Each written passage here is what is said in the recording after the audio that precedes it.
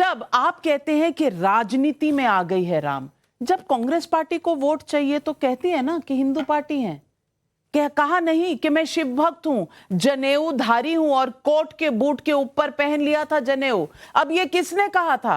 किसने कहा था राहुल गांधी को? किसी ने नहीं कहा था, लेकिन औपचारिक तौर पर फोटोएं वहां पर मीडिया को रिलीज की गई थी कि जनेऊधारी हैं।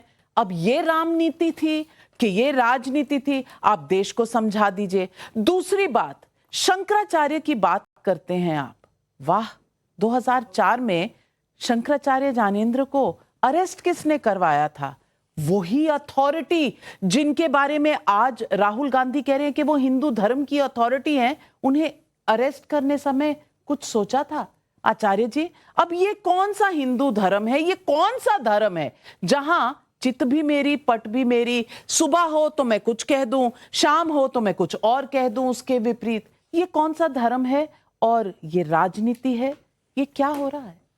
और देखिए नाविका जी, पहली बात तो ये जो डिस्कशन है इसके हम पार्ट बन रहे हैं, डिबेट के पार्ट बनना उचित नहीं होगा, क्योंकि आपके इस शो के बाद ऐसा लगेगा कि जैसे आशुतोष जी और आचार्य प्रमोद कृष्णम राम विरोधी हैं और हर्षवर्धन त्रिपाठी जी और सुधांशु जी राम के समर्थन में। जबकि सबसे ज़्यादा मैं चिल्ला चिल्ला के ये कह रहा हूँ कि भगवान राम इस भारत की आत्मा है, भगवान राम सत्य हैं, भगवान राम शाश्वत हैं, भगवान राम सनातन है, सनातन की कल्पना नहीं की जा सकती। आचार्य जी, मैं आपको प्रणाम करती हूँ और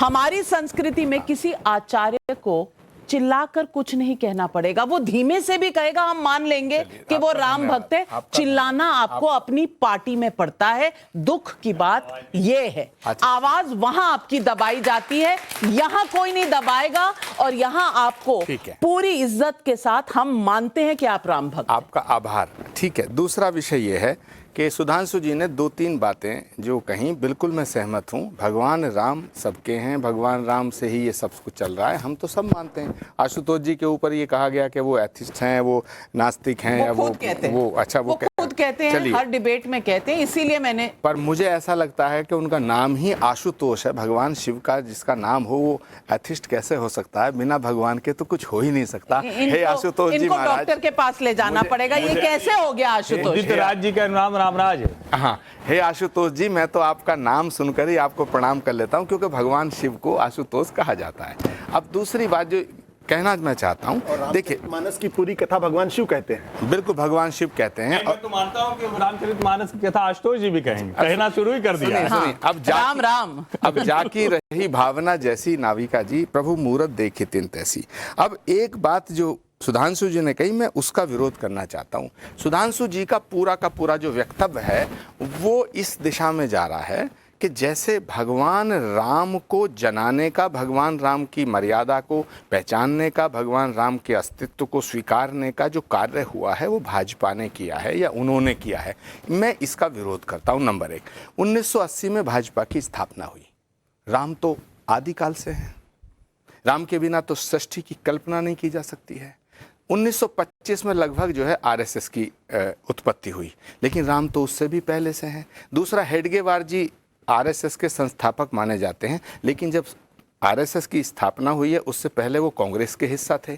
तो मेरा जो विरोध है सुधांशु जी से वो सिर्फ इस बात को लेकर है कि आप, पंडित नेहरू भारत के प्रधानमंत्री रहे, उनके बहुत से फैसले हैं जो आपको गलत लग सकते हैं, उनके बहुत से फैसले हैं जिन पे उंगली उठी हैं और उठाई जा सकती हैं। ऐसे ही प्रत्येक व्यक्ति के जो प्रधानमंत्री बने, चाहे वो इंदिरा गांधी हों, चाहे वो राजीव गांधी हों, पंडित अटल बिहारी वाजपेयी हों, उनके फैसलों पर विरोध करना, उनकी आलोचना करना, ये लोकतंत्र की खूबसूरती है। और जब नरेंद्र मोदी जी, भगवान की कृपा से वो जब तक हैं स्वस्थ रहें, आनंदित रहें, लेकिन जब अगला इतिहास लिखा जाएगा तो हो सकता है कि नरेंद्र मोदी जी के फैसलों पर भी लोग सवाल खड़े करें। ये सवाल चलेगा, लेकिन आप पूरे के पूरे पंडित नेहरू को ये कह दें कि उन्होंने राष्ट्र के लिए कुछ नहीं किया।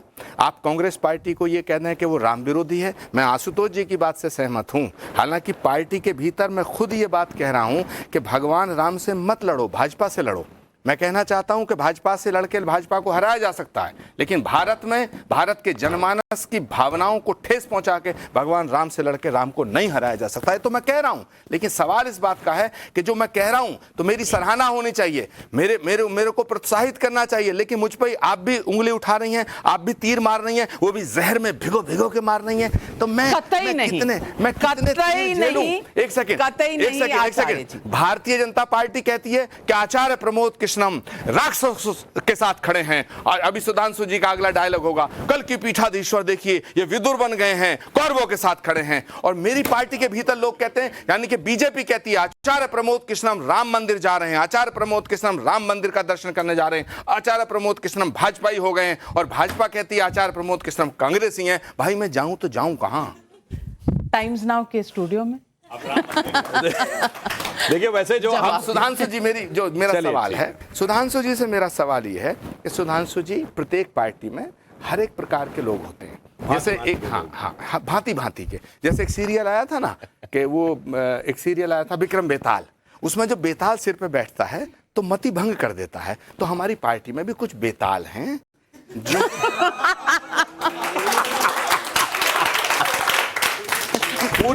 नाम बताएं तो जाने, नाम बताएं तो जाने। मतलब मेरा नहीं, वो तो बेताल 25 ही है, वो 25 लोग हैं, कहाँ तक नाम बताए। अब नाविका जी कह रही है नाम बताइए, इसका मतलब मेरा सर। जो आपने बात कही, कितनी अच्छी बात हर्षवर्धन जी ने कही थी। भगवान राम की मर्यादा की पराकाष्ठा जानते क्या है? जब भरत उनसे मिलने चित्रकूट में गए तो तीनों माताएं थी साथ में।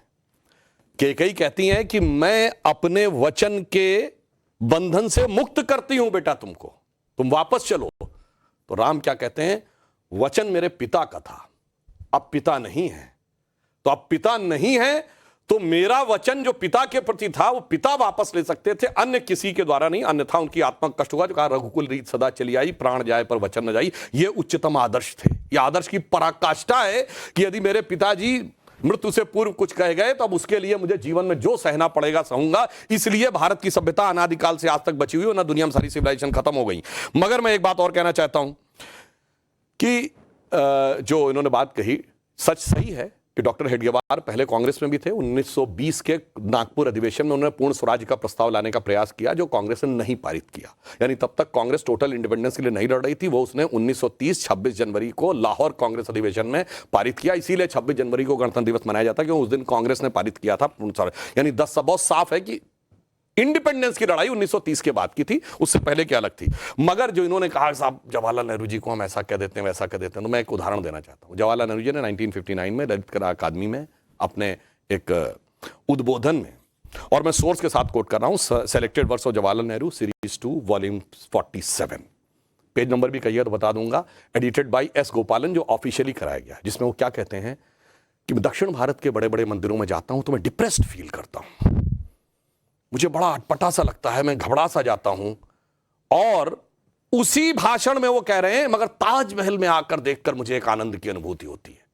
अब मैं कहूंगा कि मैं इस पे कोई टिप्पणी नहीं करना चाहता, मैंने सोर्स के साथ कोट किया। और अभी बलबीर पुंज जी जिन्होंने अपनी किताब ट्रिस्ट विद अयोध्या लिखी है, उसमें बाकायदा इस चीज को कोट किया। बड़े बड़े पत्रकार आए, उलट पलट के देखा, complete versus selected versus Jawaharlal Nehru में उनके द्वारा बोला गया भाषण यथावत है, और ये ऑल इंडिया रेडियो की आर्काइव में भी है। भाई अब इसके बाद आप तय कर लीजिए कि जिसको मंदिरों में आके डिप्रेस्ड फील होता हो, दक्षिण भारत के उन शानदार मंदिरों में, कैसा मंदिर? बृहदेश्वर का मंदिर जिसपे 80 टन का वो रखा हुआ है। धर्म विरोधी थे, राम विरोधी थे, कहते क्यों नहीं? सुनिए, इसके अलावा एक और सवाल, भाई ये मैं दर्शकों के विवेक पे छोड़ता हूं। एक राहुल गांधी की तरह इतना कम नहीं और समझ सवाल इसका उठाया मतलब। है सुनिए, आज, क्योंकि आप लोग नहीं, सिलेक्टेड तरीके से इस्तेमाल करते हैं। सुनिए, एक सेंटेंस यहां से पकड़ लिया, बोला ये पूरा। अच्छा आपने कहा कहिए, तो मैं करोड़ों दर्शकों से कहता हूं, समझने वाले समझ रहे, ना समझे हुआ नाड़ी है।